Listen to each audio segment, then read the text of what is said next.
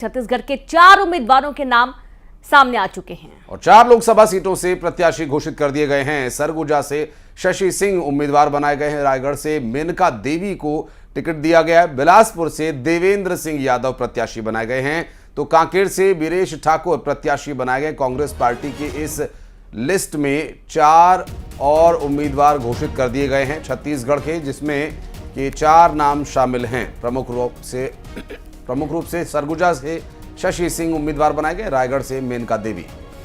तो आप ये देखिए कि कांग्रेस के बाकी बचे नामों पर जल्दी फैसला। और बिलासपुर से देवेंद्र सिंह यादव प्रत्याशी हैं, वहीं कांकेर से वीरेश ठाकुर को चुनावी मैदान में उतारा गया है और कांग्रेस की एक और लिस्ट जारी हो चुकी है। छत्तीसगढ़ के 4 उम्मीदवारों का नाम सामने आ चुका है, जिनमें 4 लोकसभा सीटें सरगुजा, रायगढ़, बिलासपुर और साथ ही कांकेर से वीरेश ठाकुर, बिलासपुर से देवेंद्र सिंह यादव, रायगढ़ से मेनका देवी और साथ ही सरगुजा से शशि सिंह उम्मीदवार बने हैं।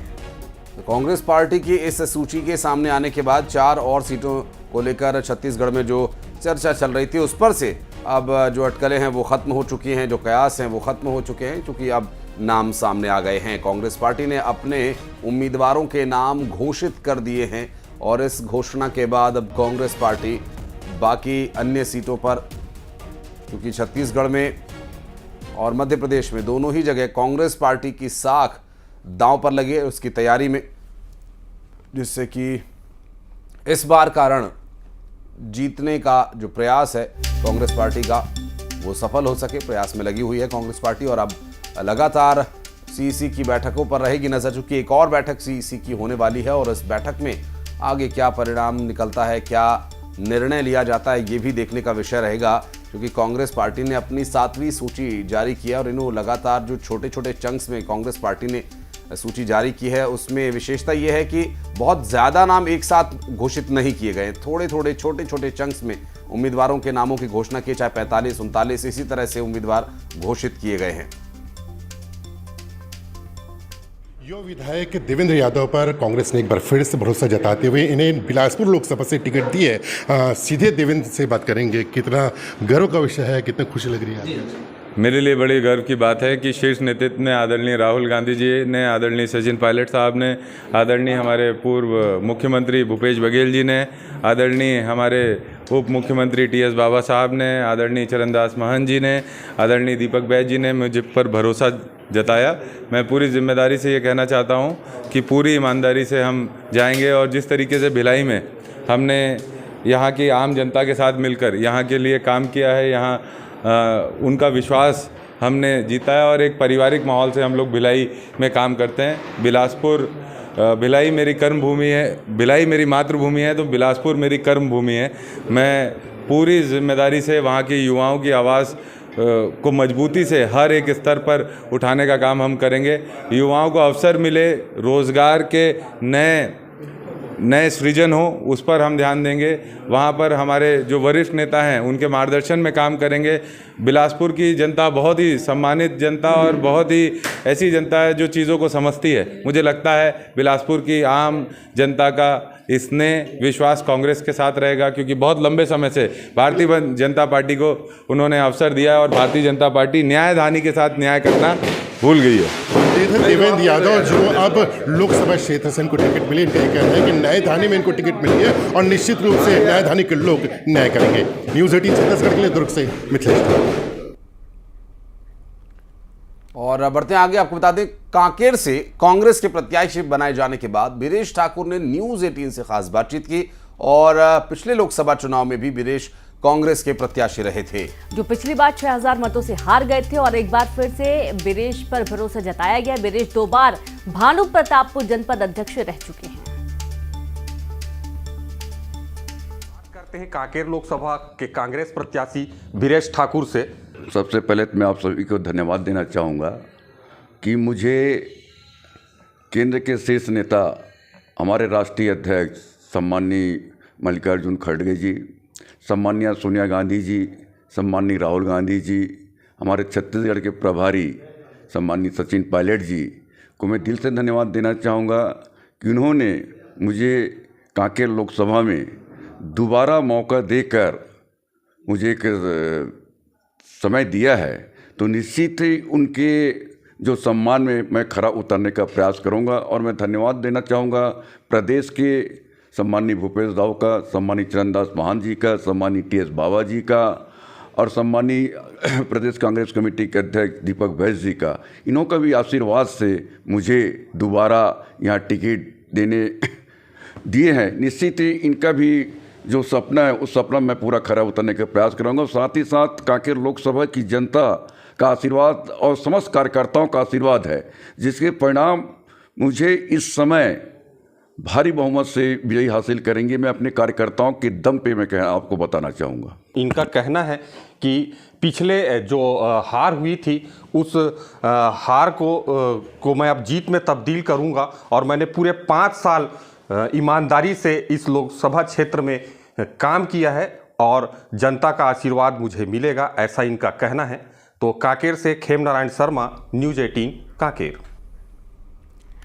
आज आ सकती है कांग्रेस उम्मीदवारों की बाकी बचे सीटों पर लिस्ट, जहां एमपी के 6 उम्मीदवारों के नाम का ऐलान हो सकता है। तो वहीं दिल्ली में कांग्रेस केंद्रीय चुनाव समिति की बैठक लगातार जारी है और आज ग्वालियर, मुरैना, गुना के प्रत्याशियों के नामों पर फैसला लिया जा सकता है, जबकि विदिशा, दमोह, खंडवा सीट पर भी नाम घोषित किए जा सकते हैं। इनमें वो सीट्स शामिल हैं जिस पर भारतीय जनता पार्टी ने अपने कद्दावर नेता उतारे हैं। चाहे गुना की बात करें, विदिशा की बात करें, ये ऐसी सीटें हैं जहां से बीजेपी ने अपने ऐसे चेहरों को उतारा है जिनका न सिर्फ प्रदेश बल्कि राष्ट्रीय स्तर पर जिनकी पहचान है। मसलन केंद्रीय मंत्री ज्योतिरादित्य सिंधिया हो, पूर्व मुख्यमंत्री शिवराज सिंह चौहान, इस तरह के नेताओं के सामने कांग्रेस पार्टी आखिर किन उम्मीदवारों को उतारने वाली है ये देख सकते हैं। अरुण यादव या यादवेंद्र यादव गुना से संभावित उम्मीदवार हैं, जबकि दमोह सीट से संभावित उम्मीदवारों की 3 तस्वीरें हम आपको दिखा रहे हैं, जिसमें जय ठाकुर, गौरव पटेल जैसे नेता शामिल हैं। और खंडवा से संभावित उम्मीदवारों में नरेंद्र पटेल और सुरेंद्र सिंह शेरा जैसे नेताओं के नाम पर चर्चा चल रही है, जबकि विदिशा, जिसमें कि अनुपा आचार्य जैसी नेताओं को मौका दिया जा सकता है, ये संभावित उम्मीदवार है, जिसमें कहीं 2 तो कहीं 3 नामों का पैनल बना हुआ है। और आज कांग्रेस पार्टी की सीईसी की बैठक के बाद संभव है कि ये नाम एक नामों पर आ जाएंगे और फाइनल लिस्ट घोषित होगी।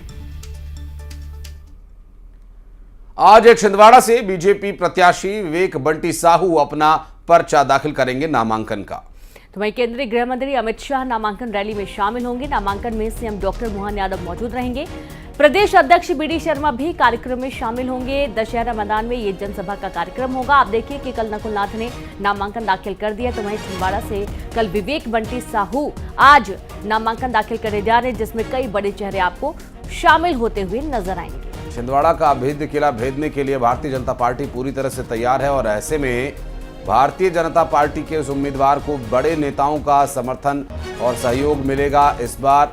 और खासकर नामांकन दाखिल करने के दौरान गृहमंत्री अमित शाह, प्रदेश के मुख्यमंत्री, प्रदेश के अध्यक्ष सभी विवेक बंटी साहू के साथ मौजूद रहेंगे और एक बड़ा कार्यक्रम दशहरा मैदान में किया जाना है।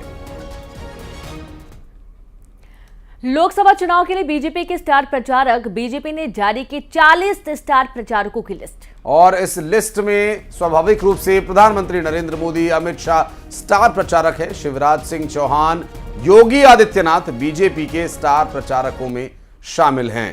साथ ही JP Nadda, CM doctor Mohan Yadav भी स्टार प्रचारक के चेहरे आपको नजर आएंगे। और आप ये देखिए कि तमाम जो बड़े नाम लिए जा रहे हैं ये सभी जगह चुनावी जनसभाएं करेंगे और ज्यादा से ज्यादा वोट की अपील रहेगी। चुनाव के लिए बीजेपी के स्टार प्रचारकों की लिस्ट जारी हो चुकी है, जिनमें 40 नाम तय किए गए हैं। और इन 40 नामों में जो सर्व प्रमुख नाम है, जहां प्रधानमंत्री नरेंद्र मोदी, गृहमंत्री अमित शाह सरीखे नेताओं को शामिल किया गया, तो वहीं राज्य स्तर पर शिवराज सिंह चौहान, बीडी शर्मा और पार्टी के एक प्रमुख कार्यकर्ता के रूप में इस बार सरकार की कमान संभालने वाले डॉक्टर मोहन यादव को भी इस लिस्ट में शामिल किया गया है। तो 40 स्टार प्रचारक कैंपेनिंग करेंगे लोकसभा चुनाव 2024 की, जिसकी सूची जारी की है भारतीय जनता पार्टी ने। और छत्तीसगढ़ के पहले चरण के नामांकन का आज आखिरी दिन है। बस्तर से आज कांग्रेस और बीजेपी के प्रत्याशी नामांकन दाखिल करेंगे। कांग्रेस का कवासी लखमा पर्चा दाखिल करेंगे तो वहीं बीजेपी से महेश कश्यप आज नामांकन की प्रक्रिया पूरी करेंगे। बीजेपी प्रत्याशी के नामांकन में सीएम साय बस्तर जाएंगे। तो छत्तीसगढ़ के पहले चरण के नामांकन का आज आखिरी दिन है और बस्तर से आज कांग्रेस और बीजेपी प्रत्याशी नामांकन दाखिल करेंगे। कांग्रेस के कवासी लखमा पर्चा भरेंगे तो वहीं बीजेपी से महेश कश्यप आज नामांकन की प्रक्रिया पूरी करेंगे। बीजेपी प्रत्याशी के नामांकन में सीएम साय भी नजर आने वाले हैं।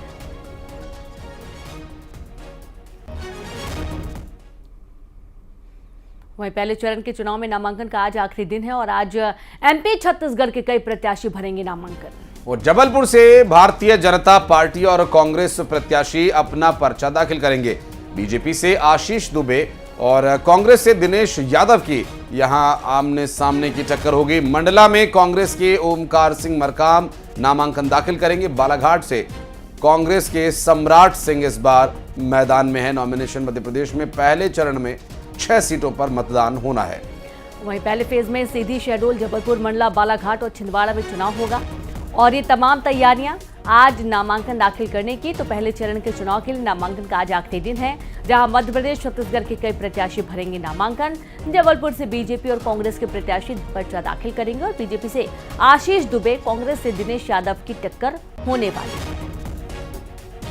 आज का दिन बेहद महत्वपूर्ण। पहले चरण के चुनाव के लिए नामांकन करने का आज आखिरी दिन है। चाहे मध्य प्रदेश की 6 लोकसभा सीट हों या फिर छत्तीसगढ़ की 1 लोकसभा सीट जिस पर की वोट डाले जाने हैं, इस पर भारतीय जनता पार्टी, कांग्रेस पार्टी, सभी पार्टियों के प्रत्याशियों के लिए आज आखिरी मौका है नामांकन का। और भोपाल में अपनी मां पर अत्याचार करने वाले बेटे का एक वीडियो वायरल हुआ है। वीडियो में अपनी पत्नी के साथ मिलकर बेटा अपनी बुजुर्ग मां से मारपीट कर रहा है। शर्मसार करने वाला ये वीडियो भोपाल का बताया जा रहा है। वीडियो वायरल होने के बाद पुलिस ने मामले की जांच शुरू कर दी है। आरोपी बेटा फरार बताया जा रहा है। देखिए किस तरीके से मारपीट की जा रही है अपनी बूढ़ी मां के साथ और ये वीडियो वायरल हुआ और अब कलयुगी बेटे की करतूत सभी के सामने है। हालांकि आरोपी के खिलाफ एक्शन लिया गया, लेकिन आरोपी बेटा भी फरार बताया जा रहा है। और वासु चौरे हमारे सहयोगी इस वक्त फोन लाइन पर जुड़ गए। वासु, ये कहां का मामला है और ये क्या कुछ कहानी है इस वीडियो के पीछे की?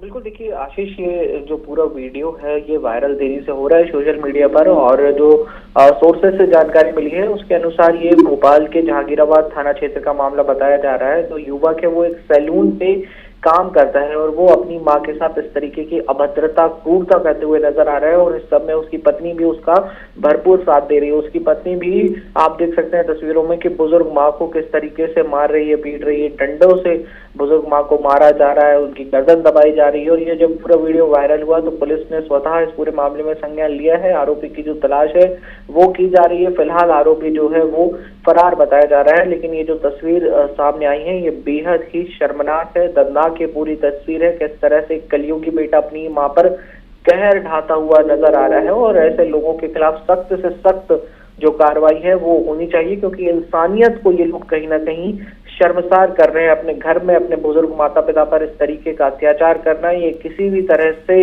इंसानियत के आप कहेंगे कि तो ये पूरी तरह से खिलाफ है और इस मामले में पुलिस का भी ये कहना है कि जल्दी कार्रवाई की जाएगी। बहुत शुक्रिया वासु आपका इस पूरे मामले पर जानकारी देने के लिए। और अब बात उज्जैन के महाकाल मंदिर की, जहां गर्भगृह में आग लगने की घटना के बाद अब मंदिर में रंग लाने पर बैन लगा दिया गया है। दरअसल 29 मार्च को रंग पंचमी पर्व के लिए गाइडलाइंस जारी कर दी गई हैं। कलेक्टर ने कहा कि सुप्रीम कोर्ट से जारी गाइडलाइन के अनुसार ही पर्व मनाया जाएगा और इसका सख्ती से पालन कराया जाएगा। उन्होंने कहा कि महाकालेश्वर मंदिर प्रबंधन समिति उत्सव के लिए टेसू यानी पलाश के फूलों के हर्बल रंगों को ही उपलब्ध कराना होगा। कलेक्टर ने कहा कि यदि कोई गलत तरीके से रंग या गुलाल लेकर आता है तो उसके खिलाफ कार्रवाई की जाएगी। और आप ये देखिए कि एक बड़ी घटना हो चुकी है और इसके चलते तमाम एहतियात बढ़ती जा रही है और ये गाइडलाइन जारी की गई है।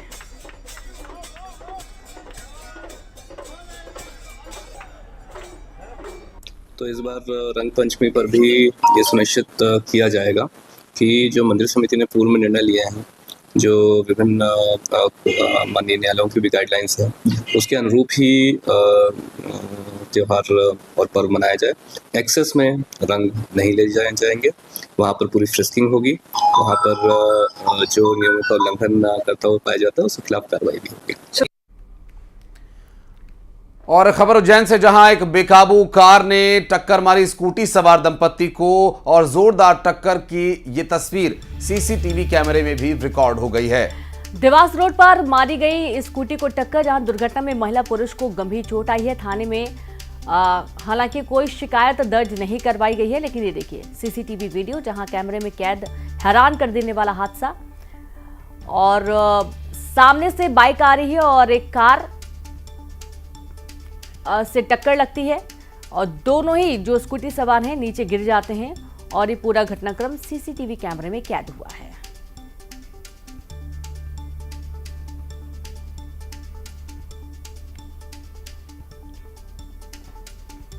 हालांकि इस घटना पर किसी ने कोई शिकायत दर्ज नहीं करवाई है। स्कूटी सवार दंपत्ति घायल हुए हैं। उज्जैन का पूरा मामला है, जहां अचानक से स्कूटी सामने आ गई और कार की उसको टक्कर लग गई।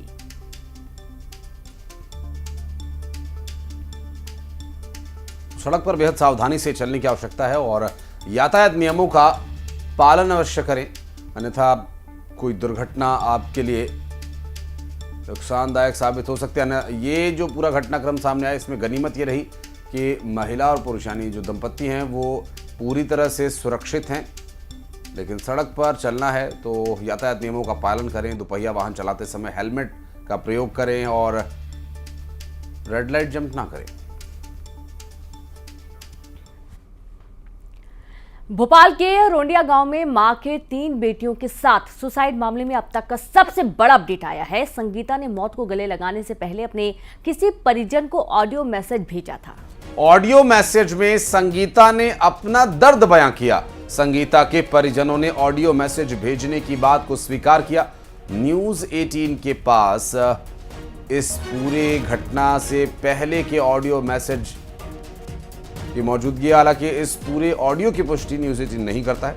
संगीता के मायके पक्ष के आरोपों पर ससुर ने कहा, जो भी सच होगा सामने आएगा, पुलिस जांच कर रही है।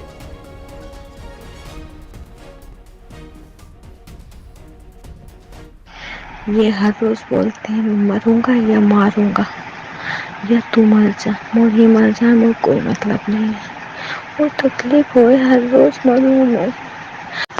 तुम्हारे भाई साहब कह रहे कि तू मर जा, मैं मुड़ियों से भी कोई मतलब नहीं। मर गई मेरी बॉडी है वो ना दीदी, मेरे राम रे मैं क्या कर लूं मेरे राम जी रे, मर गई मैं भी मरूंगी। इतनी मजबूर कर रही है नहीं कि आज मैं मेरी बॉडी वाली मार डाली है। मैं मुड़ियों से भी कोई मतलब नहीं, तो मेरे जीने का मतलब है वो।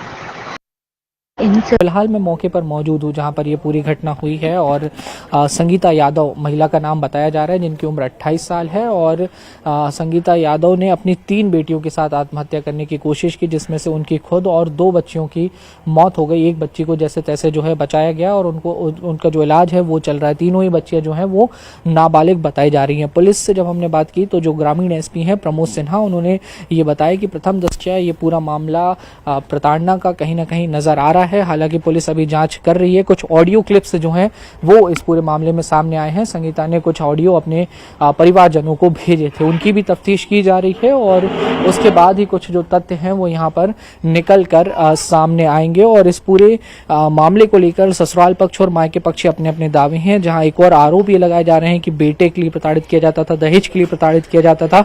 अब ईश्वर जाने इस चीज का, तो झगड़ा तो हुआ नहीं। अगर झगड़ा होता तो हम उसकी सोचा करते, नहीं करते। उनको कुछ परेशानी थी, कोई बीमारी, कोई तकलीफ? वो इस बार उनका वो इलाज चल रहा था, उनकी वो घटान का पेट की, और कुछ नहीं चल रहा, और कुछ कोई परेशानी नहीं थी उसको कोई परेशानी नहीं, सिर्फ एक ही थी क्या उसका इलाज चल रहा था, बस इलाज चल रहा था उसका, बस। हाँ, सभी लोग मिलजुल कर अच्छे से रहते थे। अच्छे से रहते थे। बताओ, हमारा बेटा भी अपना काम करता था, हम अपना काम करते थे, हमें कोई दिक्कत नहीं। वहीं कांग्रेस प्रत्याशी कवासी लखमा पर आचार संहिता के उल्लंघन का केस दर्ज हुआ है। 24 मार्च को कांग्रेस प्रत्याशी पर पैसे बांटने का आरोप लगा है।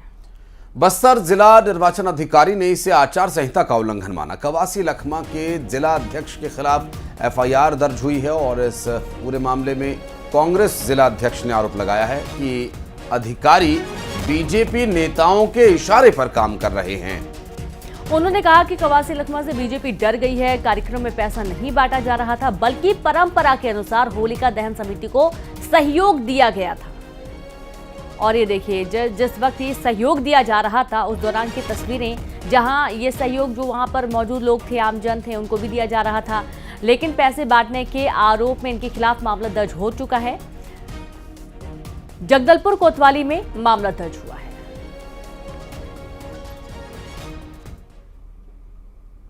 और बढ़ते आगे जगदलपुर से एक और खबर, जहां एफआईआर पर कवासी लखमा का बयान कि मैंने नहीं किया कोई आचार संहिता का उल्लंघन और सहयोग को बताया प्रलोभन। लखमा ने कहा और प्रशासन को पहले नोटिस देना था।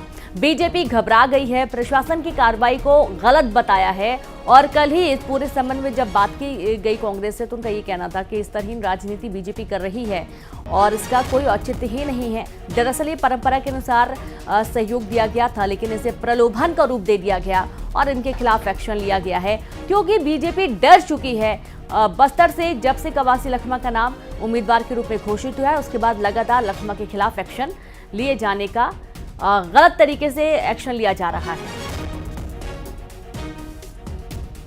से प्रशासन ने ये आरएसएस का दलाल बन के, मैं सीधा आरोप है, बीजेपी के दलाल बन के नहीं करे। हम कांग्रेसी लोग चूड़ी नहीं पहने, जेल जाने भी नहीं डरेंगे और हम लोग लड़ने में नहीं डरेंगे। इसलिए इस टाइप का हरकत पहला बार बस्तर में प्रशासन ने जो हरकत किया है, मैं उसको कितना निंदक है वो कम है। ये भारतीय जनता पार्टी हारने के लिए, दबाने के लिए, डराने के लिए कोशिश कर रहा है। हम डरने वाले लोग नहीं है, इतना मेरा निवेदन है। और रायपुर से खबर, जहां लखमा पर एफआईआर पर सीएम का बयान आया। लखमा को बलि का बकरा बनाया गया है, सीएम का कहना है। और बस्तर से सांसद हमारे मंडल अध्यक्ष से हार गए, जो मंडल अध्यक्ष से हार गया, क्या वो चुनाव जीतेगा? हम 11 की 11 सीटें जीत रहे हैं। इस पूरे मामले पर मुख्यमंत्री का बयान आया और उनका कहना है कि ये उन्हें दरअसल बलि का बकरा बनाया गया है, क्योंकि जहां से उन्हें चुनाव लड़ाया जा रहा है, भारतीय जनता पार्टी उस सीट पर भी जीत दर्ज करेगी और कवासी लखमा को बलि का बकरा बनाया गया है, ऐसा कहना है सीएम विष्णुदेव साय का।